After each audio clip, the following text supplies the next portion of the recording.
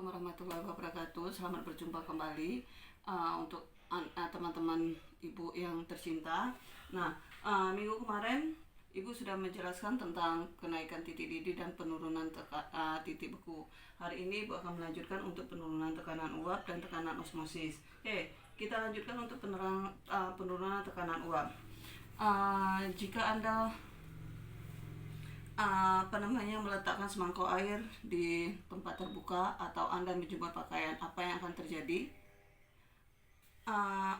Pakaian itu lama-lama akan kering, kemudian air yang ada di mangkok pun juga lama-lama juga volumenya akan berkurang. Hal yang terjadi adalah yang namanya proses penguapan. Proses penguapan Anda tahu sendiri, itu adalah perubahan wujud zat dari zat cair menjadi gas. Nah, kemudian kalau Anda melihat di bukunya di halaman 9, banyak sedikit uap di atas permukaan zat cair diukur berdasarkan yang namanya tekanan uap. Semakin tinggi suhu zat cair, semakin banyak uap yang berada di atas permukaan zat cair. Hal ini yang berarti tekanan uapnya semakin tinggi. Di bukunya juga di halaman 9 sudah dijelaskan, jumlah uap di atas permukaan zat cair akan mencapai kejenuhan pada tekanan tertentu. Sebab jika jumlah uap sudah jenuh, akan terjadi namanya proses pengumpulan. Tekanan Watt-Bliss ini disebut dengan tekanan uap jenuh. Nah, bagaimana kalau Anda meletakkan memasukkan suatu zat terlarut, misalnya garam atau air, ke dalam suatu mangkok? Bagaimana dengan proses penguapannya? Nah, jika Anda meletakkan memasukkan garam atau gula ke dalam suatu mangkok yang berisi air, maka proses penguapan akan terhalang. Nah, untuk menghitung yang namanya proses penguapan akan terhalang yang menyebabkan terjadinya penurunan tekanan uap. Nah, untuk menghitung penurunan tekanan uap, kita menggunakan yang namanya hukum Rolle. Di sini sudah dijelaskan, sudah saya ikut tulis rumus yang akan kita gunakan untuk menghitung penurunan tekanan uap. P sama dengan P0 dikali X pelarut, di mana P adalah tekanan uap larutan, P0 adalah tekanan uap pelarut murni, sedangkan X adalah fraksi mol pelarut.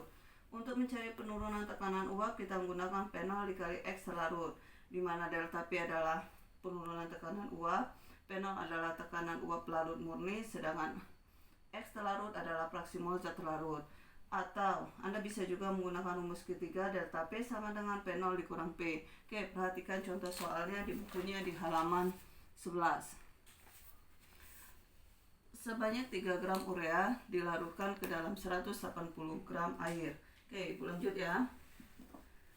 Kita ketahui massa 3 gram massa urea. Ibu ganti urea 3 gram dilarutkan ke dalam 180 gram air pada suhu 20 derajat Celcius. Berarti massa air itu sama dengan 180 gram pada suhu 20 derajat Celcius. Jika tekanan uap murni air pada suhu tersebut, berarti P0-nya sama dengan 17 mm Hg, MR-nya sama dengan 60. Yang ditanya adalah tekanan uap larutan, berarti yang ditanya adalah P. Kemudian yang B ditanya penurunan tekanan uap, berarti delta P. Kita kerjakan pertama. Untuk menghitung P, kita gunakan rumus seperti yang pertama, P0 dikali X pelarut. Nah, kita harus mencari dulu X pelarut. Berarti untuk mencari X pelarut,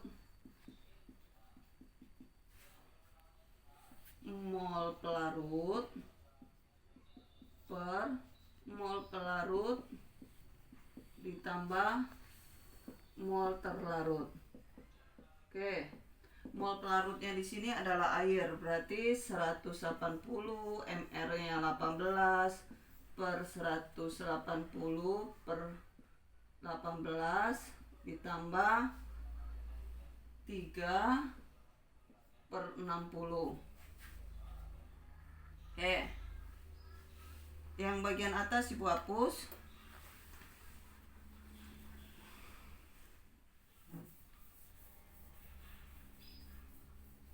Kita lanjut di atas. Berarti 180 bagi 18 10/10 tambah 0,5 berarti 10/10,5 berarti 0,9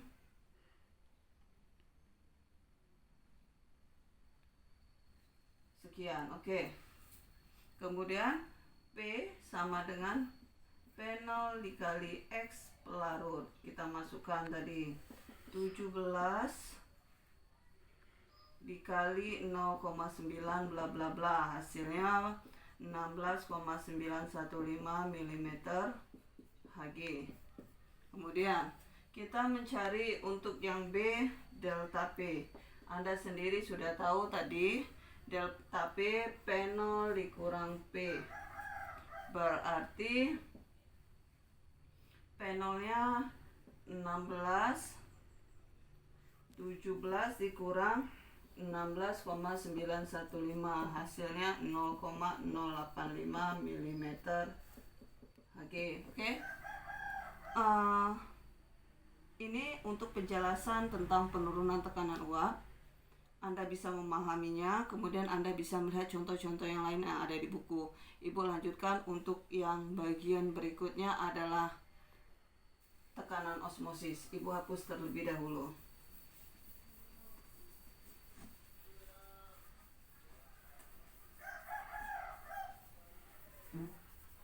Oke, tekanan osmosis di bukunya ada di halaman 20. Kita lanjutkan sifat koligatif yang berikutnya, yang dia adalah tekanan osmosis atau kita singkat dengan V.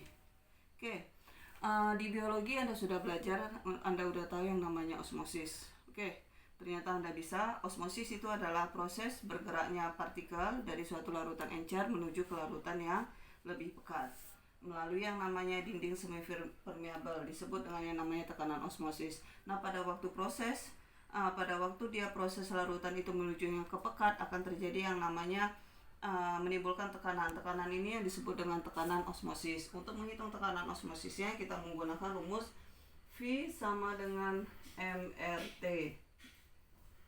di mana V adalah tekanan osmosis dalam atmosfer, M itu sendiri adalah molaritas, R itu sendiri adalah tetapan gas ideal, di bukunya sudah ada 0,082, kemudian T adalah suhu mutlak dalam Kelvin. Oke, perhatikan contoh soalnya di bukunya di halaman 21. Hitunglah tekanan osmosis larutan 3,6 gram glukosa, berarti yang kita ketahui adalah massa sama dengan 3,6 gram.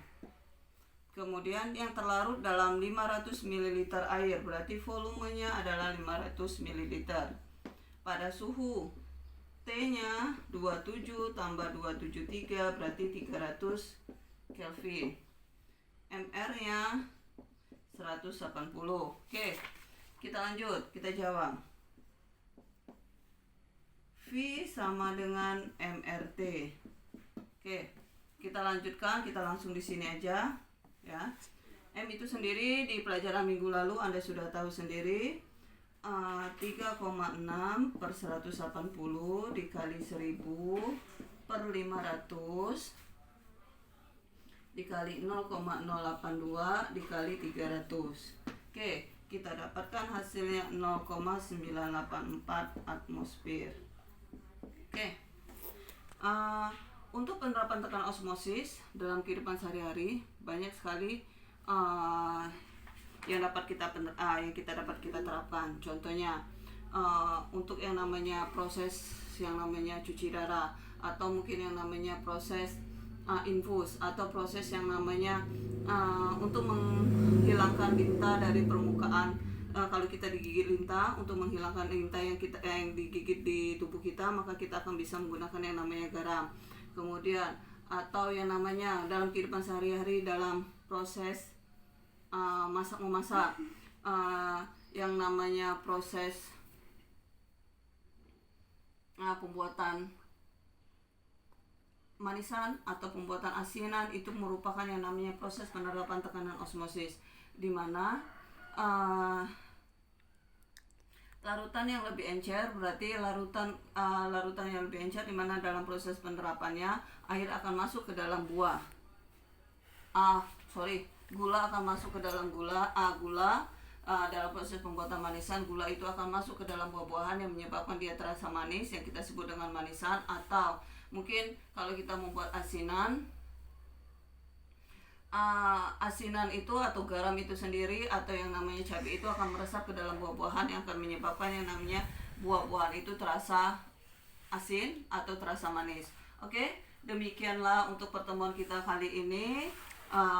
Jika ada pertanyaan silakan langsung hubungi Ibu. Saya akhiri. Wassalamualaikum warahmatullahi wabarakatuh. See ya guys.